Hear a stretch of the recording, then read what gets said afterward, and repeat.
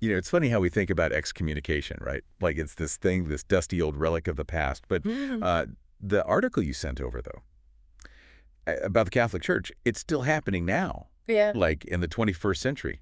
Wild, right? So today we got to unpack that. It is. It's a fascinating topic. Yeah.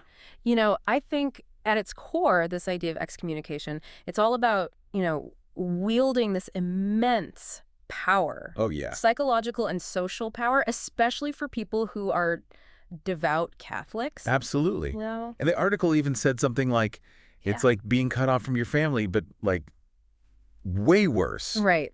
So what does that actually mean for someone who's really, truly embedded in their faith? Well, imagine this, right? You're a devout Catholic. Your entire life, everything you know revolves around your faith, right? It's not just something you do on Sundays. It's who you are. It's your community. It's like how you understand life and death, everything. And then, boom, excommunication. You're cut off. Just like that. Yeah. From everything, not just like your earthly community, but also spiritually.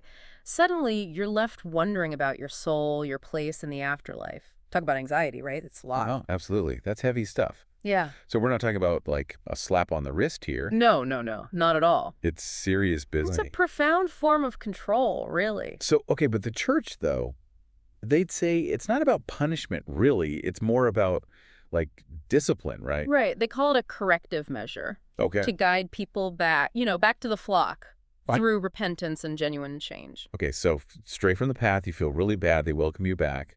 Sounds pretty simple. On the surface, sure, yeah. Okay. But it's not always that simple, is it? And that's what makes this so interesting, right? Right. Because you would think in this day and age, this would be overdone with. But then you read about cases like what happened with Ramon Guidetti. Oh, Guidetti, yeah. His case is a perfect example, actually, Right. of how excommunication is alive and well in the Catholic Church. Yeah. I mean, this is 2024. He gets excommunicated for saying the Pope Francis, is a Jesuit Freemason and not actually in charge. Wow. Publicly challenging the Pope like that?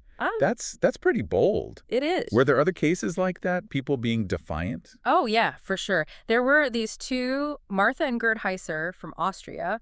2014, they got excommunicated for something they were doing at home. At home? Yeah, they were holding these private Eucharistic celebrations, like just them. Oh, wow. And the church was not happy about it. I mean, I guess they felt like their authority was being challenged, right? Exactly. They said it was like they thought they could just replace ordained priests. But here's the thing. Guidetti challenges the Pope. The Heisers hold their own ceremonies. Both excommunicated. So where's the line? What's the rhyme or reason? Right. And then you've got Greg Reynolds. He was a priest in Australia, and he got excommunicated back in 2013. What did he do? He was outspoken, very much so, about two things. Women being allowed to be priests and same-sex marriage. So it's almost like they're saying, if you want to change things, you're basically challenging the whole system. Yeah, it really makes you think. On the one hand, you have abortion, which is automatic excommunication, no question about it. And on the other hand, you have these cases of priests, right? And they're accused of sexual abuse, which, that's about as bad as it gets, too. Right. Incredibly serious. And a lot of times, those cases, they're handled internally, maybe some discipline, but not this public kind of censure. So it's like some things are totally off limits no matter what, but other things. There's some wiggle room. Yeah. Even when we're talking about really serious things. It's true. And it makes you wonder, doesn't it? It does. Is it about the soul? Or is it about something else? Because if they're really trying to protect the church and the people in it, shouldn't the punishment, fit the crime, no matter what it is? That's the thing. It's like, shouldn't it be consistent if that's what's happening? That's the question a lot of people have. And then you have the case of Marco Ripnik, this Jesuit priest. He was accused of sexual abuse too, but that's not why he was excommunicated. So they excommunicated him for something else? Yeah, it was actually for breaking the seal of confession. What does that even mean? So he had this relationship, right, with a woman. Okay. And then he absolved her of her sins during confession. Oh, I see. The church was like, nope, not okay. But get this, Right. they lift the excommunication, like right away, when he says he's sorry. So wait, he's accused of abuse, and that's not the issue, but this confession thing, that's the line. It's like, what are we even doing here? And then to make it worse, he says a few nice words and it's all good. Just doesn't add up, Yeah, it's giving mixed signals, for sure. And that's the thing, right? When you look at cases like Ripnik's, Yeah. you start to wonder, is it really about protecting the church? About protecting people? Or is it about protecting the church's power? Right, because if it's not consistent, then it's hard to know what the real goal is. Exactly. And what happens when people can't speak their minds? When they're afraid to challenge things? Yeah, that can't be good for anyone. It's like, imagine a church where nobody can have an open conversation about the tough stuff, about the things that need to change. Yeah, it would get really out of touch, wouldn't it? Totally. And then people leave.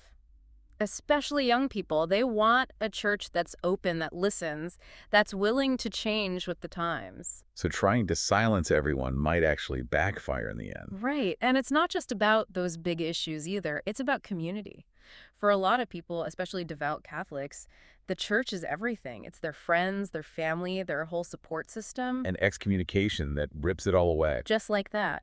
And yeah, some people might be fine with it. They're like, good riddance. But for others, it's devastating, especially in smaller communities. It's like being cut off from the only world you've ever known. And the article even talked about people being scared of not getting a proper Catholic burial. It's heavy stuff, right?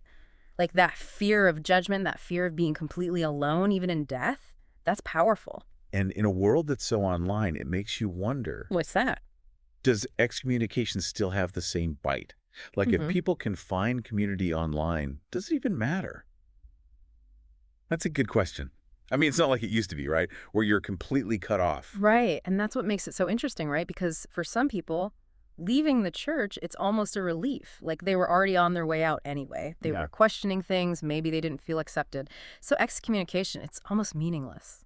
It's like, okay, fine, I'm out. Exactly. But then you have people who their whole world revolves around the church, their family, their friends, everything. Losing that, that's devastating. So the impact, it really depends on the person, right? Completely. It's all about context. But here's where things get really interesting, I think. Okay, what's up? This whole idea of exclusion, right? Of having the power to kick people out. It's not just a church thing. What do I mean? It's everywhere. We see it all the time, especially now, online. Oh, like what? Give me an example. Well, think about cancel culture, right? Somebody says something that people don't like, maybe they break some unspoken rule, and boom, they're out. Oh yeah, canceled. Exactly. It's like social excommunication, isn't it? That's a really good point. You mess up online, and suddenly nobody's your friend anymore. It's fascinating how this ancient practice, it still resonates today, but in these new ways. So we're hardwired for this, huh? Belonging to a group? It seems like it, right? Humans are social creatures. We crave that sense of belonging. And the flip side of that is the fear of being kicked out. Which can be really powerful. Oh, absolutely. And I think social media, it's made that whole dynamic even more intense. Way more public, too. Right. It's like this instant, very public judgment. And just like with excommunication from the church, it affects people differently. Some people, they don't care. But for others, it can be really hard. Especially if your whole life is online. Exactly. So it makes you think, doesn't it? About the power we have, all of us, online and offline. What we say, what we do, it matters. It's like that old saying, right? Think before you speak. Right. Because we're all part of these communities, and we have to find a way to balance, keeping those communities strong, but also being open to different viewpoints. Yeah, it's tricky for sure. Wow, so much to unpack here. We started with excommunication in the Catholic Church. And we ended up talking about cancel culture. It's amazing how these deep dives, they always seem to connect to everything. It's all connected, right? It's about power, about belonging, about how we treat each other. Really big questions. Definitely gives you something to think about. This has been fascinating. Thank you so much for joining me on this deep dive. It's been amazing. Thank you for having me. It's always a pleasure to have these conversations.